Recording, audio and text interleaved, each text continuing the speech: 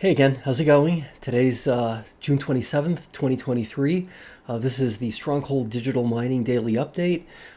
There's a couple different slides we're going to look at today, but let's start, as we oftentimes do, with our basic numbers. So let's put up the first slide, please.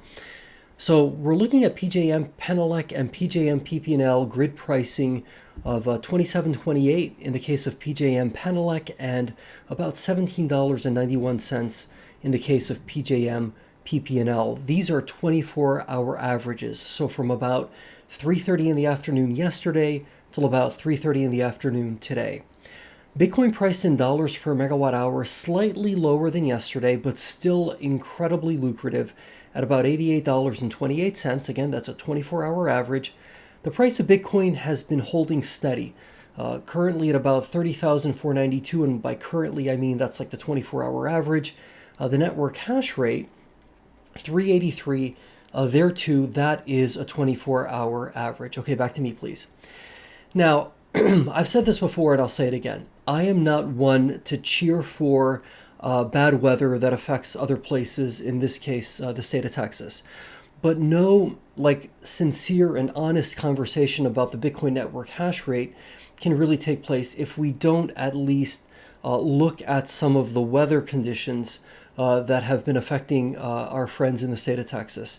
There are several of you right out there who are Stronghold Digital Mining shareholders who happen to be in the state of Texas. I know a couple of people who live in Texas. Nobody is wishing for or hoping for bad weather, but again, we're in a situation where so much Bitcoin mining takes place in Texas that to the extent the grid operator, ERCOT, is asking for the curtailment of Bitcoin data centers, well, it's going to have an impact on the network hash rate. Let's pull up the next slide. I'm going to pull it up commensurately here on my computer screen so we can take a closer look. So what we're looking at, this is from AccuWeather. Basically, this is sort of like a visual sort of like representation of what's happening.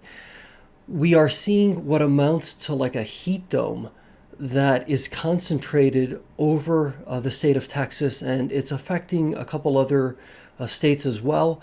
But that is essentially what's happening, and it's driving up, the temperatures throughout the day and night, right? And it's creating a situation which then is resulting in what is more than likely the curtailment of a variety of data centers in the state of Texas. Let's go to slide 2. Now, this is kind of interesting.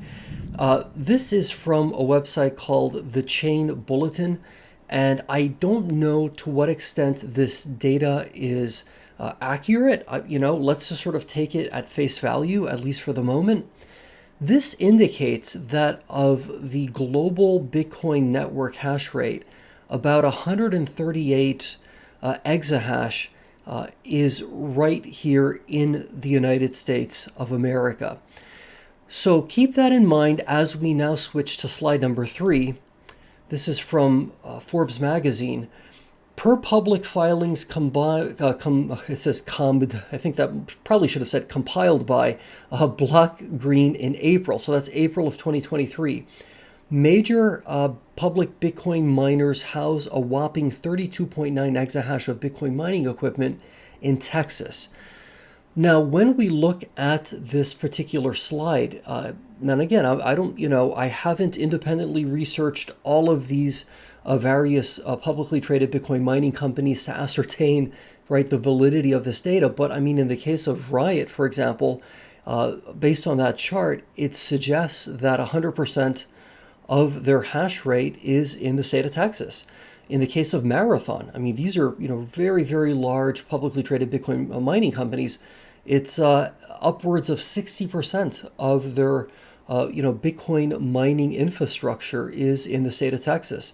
Core Scientific, again, a very, very big player in the space. It would appear as if though upwards of close to 50% of their total hash rate is in the state of Texas. So, okay, back to me now, please.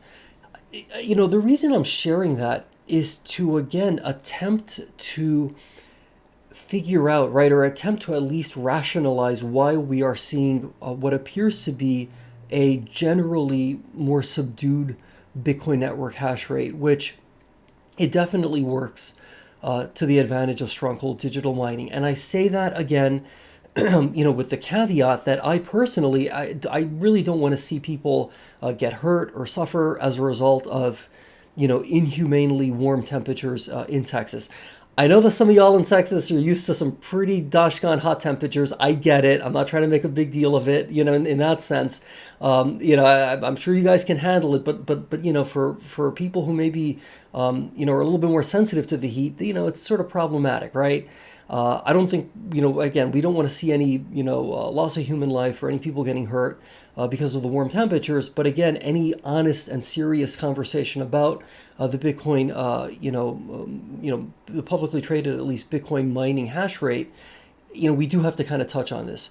So that's what I think is happening. And that's why I think our network hash rate overall is kind of more subdued.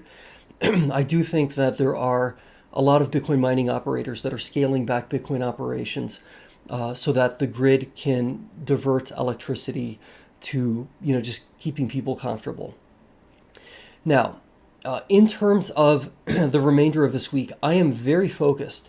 In fact, it could happen today, it could happen tomorrow. I think it's going to happen either sometime this week, if not perhaps early next week. I do think Stronghold Digital Mining will release an update as to our own hash rate.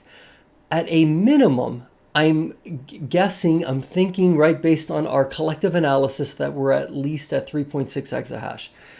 That's not to say that we might not be surprised to the upside.